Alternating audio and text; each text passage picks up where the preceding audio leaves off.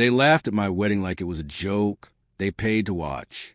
Not a soft chuckle either. Real laughter, the kind that travels across a room and makes your ears burn. I stood at the front of that small lakeside hall, hands clasped tight, smiling like everything was fine, while my chest felt like it was filled with broken glass. I'm Michael Carter, 45 years old, and I've worked with my hands my whole life. I've built engines, fixed roofs, hauled boxes, and paid every bill with sweat. I'm not ashamed of that. But the people sitting in the back row, Emily Bennett's family, looked at me like I was something they scraped off a shoe. They didn't even try to hide it. Emily's mother, Linda Bennett, leaned to her sister and whispered something that made them both smirk. Emily's brother, Jason, pulled his phone out and started recording like he was filming a comedy show. And then I heard it, that sharp little comment that cut deeper than it should have. "Look at these chairs," Linda said, not quietly. "Plastic." "Of course." Another laugh. My best man, Marcus Reed, shifted beside me, jaw tight. He was my oldest friend and also a lawyer. He had that look like he wanted to stand up and tell the whole room to get out. But he didn't, because I had told him, not today, because I had a plan. Emily stood in front of me, beautiful in a simple white dress she picked herself. No diamonds dripping from her neck. No giant ballroom. No string quartet. Just her, me, and a room decorated with warm lights and wildflowers we bought from a local farm. Our kind of wedding. But to the Bennetts, it was cheap. And they made sure everyone knew it. Still, Emily's hand trembled slightly when she reached for mine. I squeezed back, trying to tell her without words, "I've got you. I'm here. We're okay." The officiant began speaking. I tried to focus on his voice. I tried to block out the whispers. But then something happened that made every head in the room turn toward the doors. A low rumble outside. Not thunder. Not the wind. Engines. Multiple. Then the sound of tires crunching gravel. Slow and steady, like a parade arriving late on purpose. The doors at the back of the hall didn't open right away. There was a pause. A tension, like the room itself was holding its breath. Jason lowered his phone, confused. Linda's smile faded. Emily's eyes widened a little, like she sensed it too, like something was coming. And when the doors finally swung open, the laughter died so fast it felt like someone had pressed a mute button on the entire world. A man stepped inside wearing a dark suit that probably cost more than my first car. He wasn't flashy. He wasn't smiling. But every person in that room could feel the weight of him, like he carried a storm in his pocket. He scanned the crowd once. Then his eyes landed on me, and he walked straight down the aisle like he owned the ground beneath his feet. My heart hammered, because I knew exactly who he was, and I knew why he was here. The question was, did Emily's family know what they had just done to themselves? If you had told me 5 years ago that I'd be standing at the altar with a Bennett, I would have laughed harder than they did. The Bennetts were the kind of family that lived behind tall gates and used words like networking the way normal people say hello. They had country club memberships, charity dinners, and photos on walls with important-looking men shaking hands. Emily was different. I met her on one of the worst days of my life. My shop, my little auto restoration shop, had just flooded after a pipe burst in the unit next door. I was standing there in water up to my ankles, staring at a half-restored classic Camaro that looked like it had been dragged to a lake. I felt like everything I'd worked for was dissolving in front of my eyes. Then she walked in, not wearing heels, not wearing fancy clothes, just jeans, boots, and a baseball cap. She was there because her friend owned the bakery in the same building and she'd come to help. She saw me standing there, and she didn't look at me like I was less than. She said, "Okay, tell me what you need." That was it. Simple, practical, no pity, no judgment. We worked side by side for hours, hauling soaked tools, lifting heavy parts, cleaning mud. She got dirty like it didn't matter. And I kept thinking, who is this woman? Later, when we sat on the curb outside, eating a couple cheap sandwiches, she finally said, "I'm Emily." I said, "Michael." We talked like we'd known each other forever. Over the next months, she kept showing up, helping, laughing, listening. She asked about my life like she actually cared. I told her about my mother, how she raised me alone, about how I joined the fire department as a volunteer for a while, about how I'd worked 3 jobs at one point just to keep my shop alive. Emily listened like those stories mattered, and I fell for her slowly, then all at once. But then came the day she invited me to her parents' house for dinner. That was the night I realized Emily wasn't just from money. She was from a kingdom. The Bennett house wasn't a house. It was a place with stone columns and a driveway that curved like a movie set. The door opened before we even knocked. Linda Bennett looked me up and down like she was inspecting a used couch. "Michael," she said, smiling with her teeth but not her eyes. "How nice." Her husband, Robert Bennett, was polite in a distant way, like he was already bored. Jason shook my hand too hard, then laughed like we were buddies. But there was something sharp behind it. Over dinner, they asked the kind of questions that weren't really questions. "So what do you do again?" Linda asked. "I restore cars," I said. "I run my own shop." "Oh," she said, "that's adorable." Jason smirked. "So like grease and stuff? That's your thing." Emily squeezed my knee under the table. A silent apology. I stayed calm. I told myself, they're just protective. They'll come around. But when Emily and I got serious, when I proposed, the Bennetts didn't just disapprove. They declared war. And when we told them we wanted a small wedding, simple, warm, meaningful, Linda's lips pressed into a thin line. "A Bennett doesn't get married in a community hall," she said. Emily replied, "I'm not marrying the hall. I'm marrying Michael." Linda smiled again, cold and controlled. "Oh, sweetheart," she whispered. "We'll see." Linda Bennett had a special talent. She could turn any conversation into a trap. When Emily and I started planning, Emily told me, "We'll keep it simple. Just family and close friends. A day that feels like us." And I believed her. But the Bennetts didn't hear simple. They heard embarrassing. Linda showed up at our apartment one afternoon with a binder, so thick it looked like a college textbook. "I made some calls," she announced, sitting down like she owned the couch. "I reserved the ballroom at the Silver Crest Club, and I spoke to a designer who specializes in luxury floral installations." Emily blinked. "Mom, we said no ballroom." Linda's smile tightened. "Emily, you don't understand what people expect." I leaned forward. "We're paying for it, so we decide." Linda finally looked at me, really looked at me, and I saw it clearly then. Disgust. Not loud, not dramatic, just quiet and complete. "Michael," she said, voice smooth, "you may be used to modest things, but Emily was raised differently." Emily stood up. "I was raised to be kind, and right now you're not being kind." Linda acted wounded, but she didn't back off. She started inviting people anyway. She started suggesting vendors. She started making comments in front of others. At one family brunch, she said, loud enough for everyone to hear, "It's sweet that Michael wants to do this, DIY style, like a school project."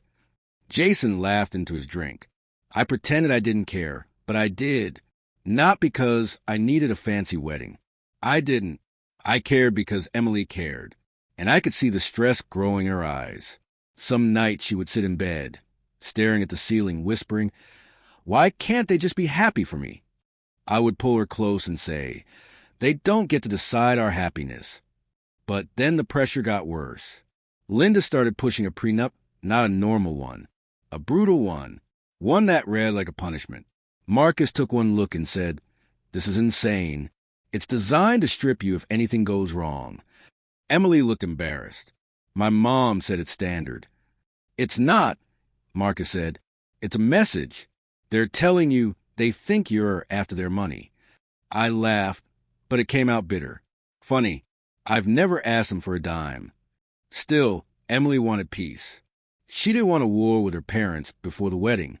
So she asked me softly, "Can we just sign something fair?" So they calmed down. I agreed to negotiate a fair document. Not because I was scared of them, because I loved her. But even after we did that, the mocking didn't stop. Then came the final insult. A week before the wedding, Jason posted a story online. It was a photo of the little hall we rented, warm wood walls, big windows, lake behind it. A beautiful place, in my eyes. He added text over the photo. When you order a wedding venue from a bargain bin. Within minutes, his friends were commenting laughing emojis. Emily saw it. She cried. Not loud, just quiet tears that made my stomach twist. I called Jason. He didn't answer. I called Linda. She answered on the second ring, like she'd been waiting. Linda, I said, voice steady. Tell Jason to take it down. She sighed like I was a child. Michael, people joke. If you can't handle a little humor, how will you handle being part of this family? That's when something inside me settled. I realized they didn't want to belong to me. They wanted to break me. And the worst part? They thought Emily would eventually pick them over me. They were about to find out how wrong they were. 2 days before the wedding, I went to the hall alone to drop off some supplies. String lights, tablecloths, little wooden signs Emily had painted by hand. I didn't tell anyone I was going. I just needed quiet. The place smelled like clean wood and fresh air. The lake outside was calm.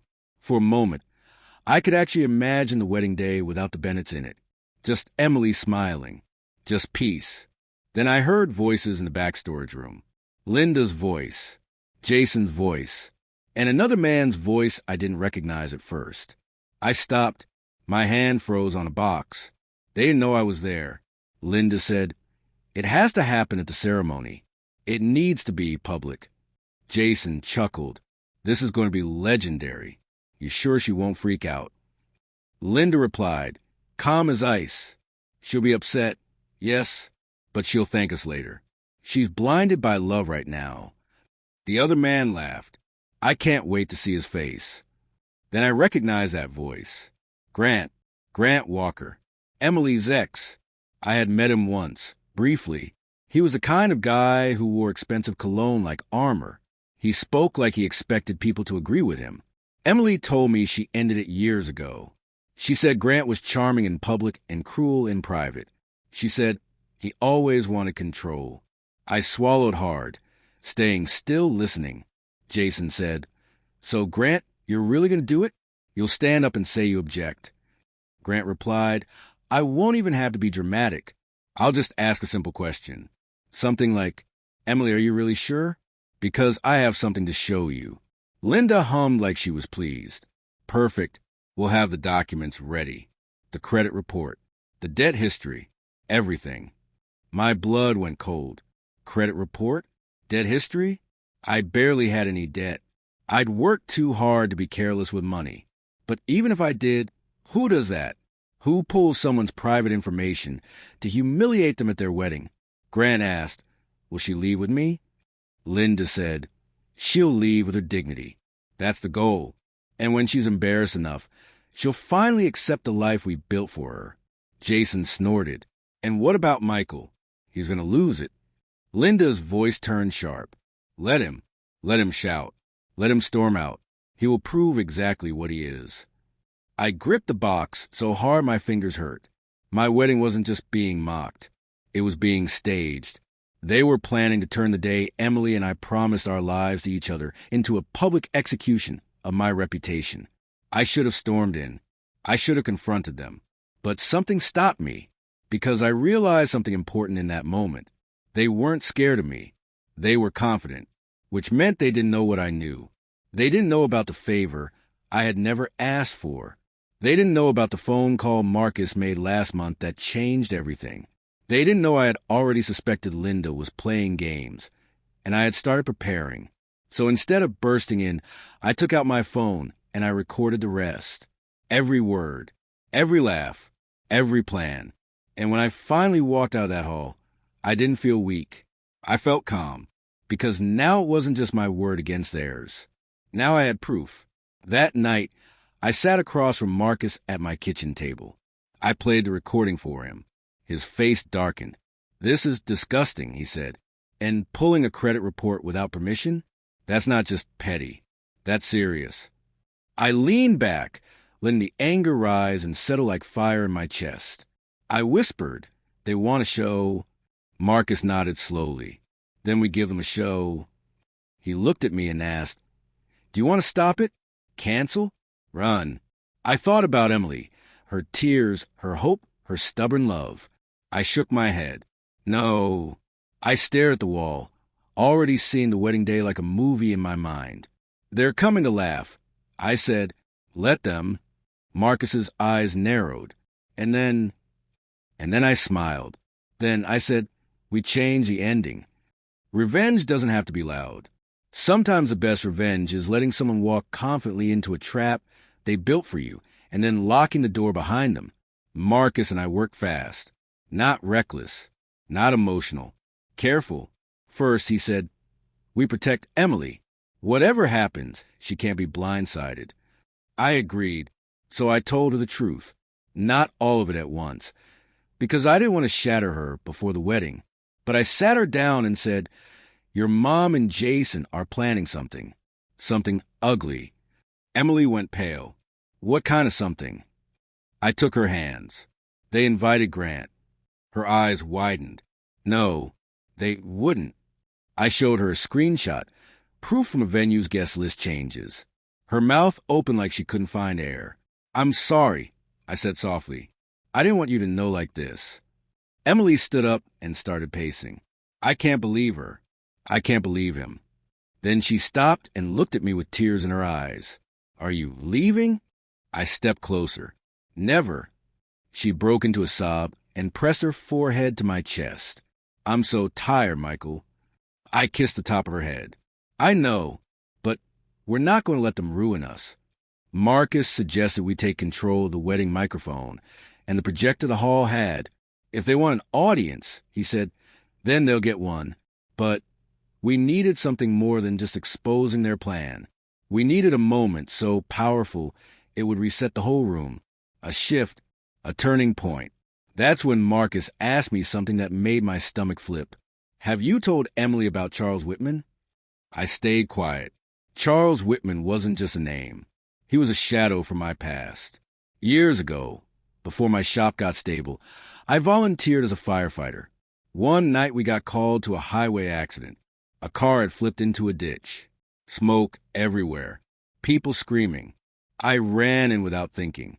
Inside the wreck was a teenage girl, trapped and terrified. Her seatbelt jammed. The doors wouldn't open. I didn't know who she was. I didn't care. I got her out.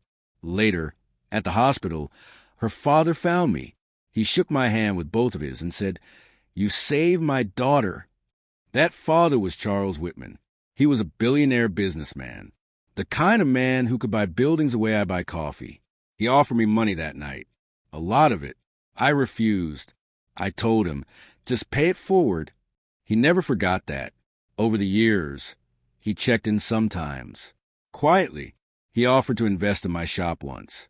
I said no at first, but eventually, when I wanted to expand, I let him become a silent partner. Not because I needed him, but because he believed in me. The Bennetts didn't know. Emily didn't know the full details either. She knew I had a business partner. She didn't know it was him. Marcus leaned forward. If Charles Whitman walks into that hall, the Bennetts will stop laughing instantly. I stared at the table. I haven't talked to him in months. Marcus shrugged. "Call him." I hesitated, not because I was scared, because asking for help isn't easy when you spend your whole life proving you don't need it. But then I thought about Emily. I pulled out my phone. I called. He answered on the second ring. "Michael," Charles said, voice calm and strong. "To what do I owe the pleasure?" I swallowed. "Sir, I'm getting married." A pause. Then warmth. "That's wonderful news." I exhaled. "There's the situation. Emily's family is trying to humiliate us. They think I'm nothing." Charles's voice hardened slightly. "Do you want me there?" I glanced at Marcus. "Yes," I said. "I do." Another pause. Then quietly, "Tell me where." When I hung up, Marcus smiled like a man who just lit a fuse. But we still had to handle Grant. We still had to handle Linda. And we still had to do it in a way that didn't destroy Emily's heart in the process. So we planned one rule. No yelling. No chaos. No messy revenge. Just truth. Just timing. Just the kind of justice that makes people go silent and stay silent. The morning of the wedding, I woke up before sunrise. I didn't feel nervous the way people say you should. I felt focused, like I was about to walk into a storm with my chin up. I drove to the hall early with Marcus and a couple of my friends. Derek, who helped me at the shop, and Tommy, an old buddy from my volunteer firefighter days. We set up the lights. We placed the flowers. We arranged the tables. Everything looked beautiful. Not rich, not flashy. Beautiful. When Emily arrived with her bridesmaids, Sarah, her best friend, and Kylie, her cousin, she stepped inside and stopped in the doorway. Her eyes filled with tears. "Oh my gosh," she whispered. "It's perfect." I walked up to her. "You deserve perfect." She smiled, but I could see the pain underneath, because she knew her family would try to poison this moment. At noon, guests started arriving.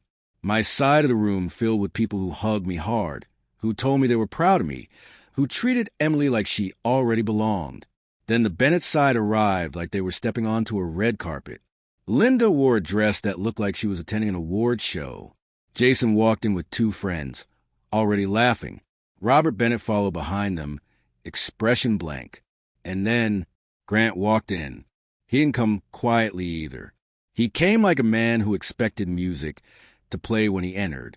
He wore a sleek suit and a smile that made my skin crawl. Emily saw him and froze. Her face went white. Linda leaned toward her and whispered something with a fake sympathetic look. Emily's hands trembled. I stepped closer and murmured, "Look at me." She blinked, eyes shiny. "They did this on purpose," she whispered. "I know," I said, "but you're not alone." Grant walked up like he belonged there. "Emily," he said, voice smooth, "you look incredible." Emily's voice came out tight. "Why are you here?" Grant glanced at Linda, then back at Emily. "I needed to see you before you made a mistake." I felt heat rise in my throat, but I kept my face calm. Marcus leaned toward me, barely moving his lips. "Don't react." The ceremony began. Everyone stood. Emily walked down the aisle toward me, and for a moment, the world narrowed. Her eyes on mine. The sound of the lake outside. The soft hum of the string lights. This was what mattered. But behind her, I saw Jason lift his phone again. I saw Linda's lips curl into a satisfied little smile. I saw Grant shift in his seat, like a man preparing for his moment. The officiant began speaking about love, commitment, faith. I listened, but my body stayed alert, waiting for the ambush. Then it happened, right as the officiant said, "If anyone has any reason these two should not be joined." Grant stood. The room went still. Emily's breath caught. Linda looked pleased, like she was watching her favorite show. Grant cleared his throat and said, loud enough for everyone to hear, "I do." A wave of murmurs rippled through the hall. Emily's eyes darted to her mother. "Mom." Linda held her hands up like she was shocked, like she had no idea this would happen. Grant turned to Emily, voice gentle but sharp. "Emily, you deserve more than this. Before you do this, you need to see something." Jason stepped forward with an envelope in his hand. My stomach clenched. Here it was, the humiliation they planned. Emily looked at me, terrified. I squeezed her hand and whispered, "Trust me." Grant reached toward Emily with the envelope. But before Emily could take it, the doors at the back of the hall opened, and the sound that followed wasn't laughter. It was footsteps. Slow, heavy, confident. Every head turned. Grant froze mid-motion, envelope still in the air. Linda's face went stiff.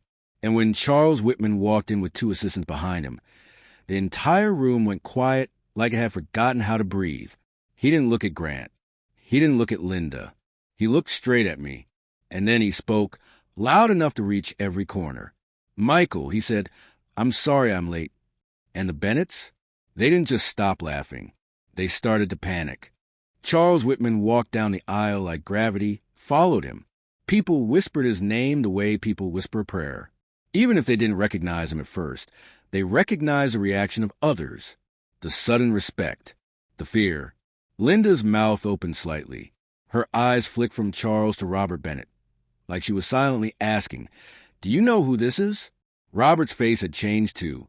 It wasn't blank anymore. It was tense. Jason lowered his phone like it suddenly felt heavy. Grant tried to recover first. He turned and forced a smile. Sir, I don't know who you are, but... Charles lifted one hand. Not aggressive. Just final. You're interrupting a wedding, Charles said.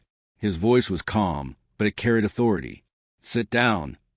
Grant blinked like he couldn't believe someone spoke to him that way. Marcus stepped forward now, smooth as glass. The ceremony will continue, he said, unless the bride requests otherwise. Emily looked at Grant, then at her mother, then at me, and then she did something I will never forget. She turned to the officiant and said, Steady and clear. Please continue. Grant's face tightened. Linda whispered, Emily? Emily snapped. Enough? The officiant nodded, but the room still vibrated with tension. Grant still stood there, envelope in hand. Charles finally looked at him. What is that? He asked. Grant straightened his shoulders. Proof, he said, that Michael isn't who he claims to be. I exhaled slowly. My time. I stepped forward, still holding Emily's hand. Grant, I said, voice even, you're here because Linda invited you. Linda gasped like I'd slapped her. Michael, she hissed, don't you dare. I turned slightly so everyone could see me. They planned this. They wanted to embarrass me and pressure Emily into leaving. Jason scoffed, but it sounded weak now. Grant lifted the envelope again. Emily, just look. Marcus interrupted. That envelope contains private information obtained without consent. Robert Bennett's eyes widened. Marcus continued. And we have evidence of the plan behind it. The room murmured. Linda snapped. This is ridiculous. Charles looked at Linda then. His eyes were cold. Is it? He asked. Linda stiffened. Mr. Whitman, is it? I'm Linda Bennett. We don't know what Michael told you, but... Charles didn't smile. I know exactly who Michael is. He turned toward the guests and spoke like he was addressing a boardroom. Michael Carter saved my daughter's life. He refused payment. He refused publicity. He asked me to pay it forward. Linda's face went pale. Charles continued. Later, he built a business from nothing, and when he needed a partner to expand, I invested. Quietly. Now the room was fully silent. I could hear the lake birds outside. Charles pointed gently toward me. Michael is not here for your money, he said, looking at the Bennetts. If anything, you should be grateful he chose to marry into your family at all. Jason's lips parted. He looked like someone had yanked the floor out from under him. Grant's confidence finally cracked. That doesn't mean... Marcus held up a phone. It means your little stunt is finished. Then he did it. He played the recording. Linda's voice filled the hall. It has to happen at the ceremony. It needs to be public. Jason's voice. This is going to be legendary. Grant's voice. I have something to show you. Emily covered her mouth with one hand. Tears fell, but she didn't look surprised anymore. She looked done. Linda tried to speak, but her throat seemed to stop working. Robert Bennett stood slowly, staring at his wife like he was seeing her for the first time. Grant's face went red. This is a setup, he snapped. I took a step toward him. No, I said softly. This is consequences. Grant looked at Emily. You're really going to marry him after this? Emily stepped forward, voice shaking but strong. I'm marrying him because he's honest, because he's kind, because he doesn't treat people like toys. Then she looked at Linda. And I'm done letting you control me. Linda's eyes filled with angry tears. Emily, you're throwing your life away. Emily replied, No, I'm choosing it. Grant threw the envelope on the floor like it burned him. He turned to leave, but Charles's assistant quietly stepped into his path. Charles spoke one last time to Grant, low and sharp. Leave. Now. Grant stormed out. Jason tried to laugh, but no sound came. Linda stood there surrounded by her own mess. And the best part? I didn't raise my voice once. I didn't have to, because the truth did all the damage for me. The ceremony resumed, but the energy of the room had changed completely. The laughter was gone. The arrogance was gone. All that was left was reality.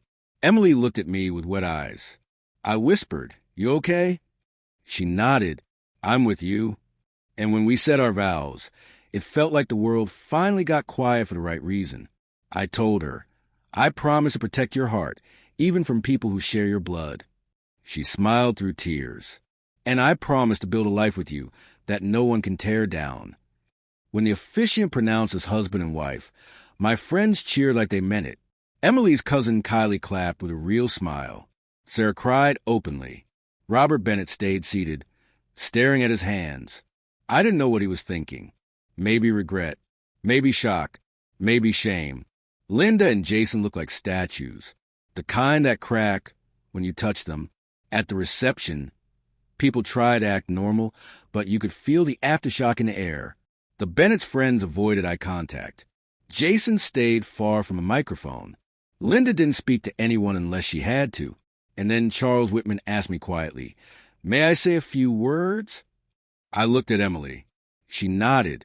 Charles took the microphone and said, "I came today because I respect this man, and I respect this couple." He glanced around the room. Some people confuse money with value. They think expensive means meaningful. He looked at the string lights, the wildflowers, the simple tables. "But this," he said, "is real. This is love built with intention." Then he surprised me. He turned to the guests and said, "In honor of Michael and Emily, I will match every donation made tonight to the Lakeside Volunteer Fire Department's Family Fund." Gasps filled the hall. People started clapping, real clapping, not polite. My throat tightened. I hadn't expected that.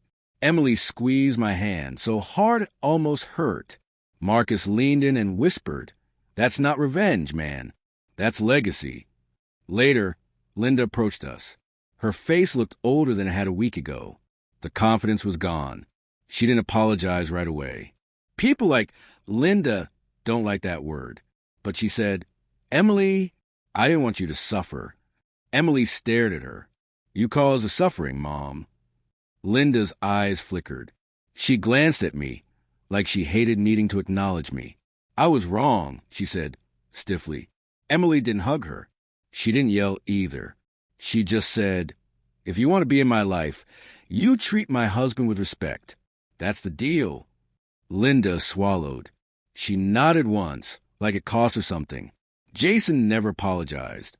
He avoided me until the end of the night, then muttered, "Guess I misjudged you," and walked away like that was enough. But I didn't need their apology to feel whole, because the real victory wasn't watching them squirm. The real victory was watching Emily stand tall. That night, after the guests left and the hall emptied, Emily and I walked down to the lake. The moon reflected on the water. The air was cold and clean. She leaned into me and whispered, "I'm sorry you had to go through that." I kissed her forehead. "I'd go through worse to get to you." She laughed softly. "We're really married." I smiled. "Yeah, and we did it our way." She looked up at the stars, then back at me. "Do you think they'll ever change?" I thought about Linda's face when her plan collapsed. I thought about Jason's phone lowering in shame. I thought about Grant's confident smile turning into panic. "Maybe," I said, "but even if they don't, it doesn't matter." Emily nodded. "Because we're free." And that's the lesson I want anyone listening to remember. People will laugh at what they don't understand. They'll mock what they can't control. They'll call you cheap when they really mean beneath me. But your worth isn't measured by a venue, a chair, or a price tag. It's measured by what you build, by who you protect, by how you love when it would be easier to hate. They laughed at my cheap wedding until surprise guest changed everything. But the truth is, the guest didn't change everything. Emily did. She chose love over approval. And that choice, that was the richest thing in the room.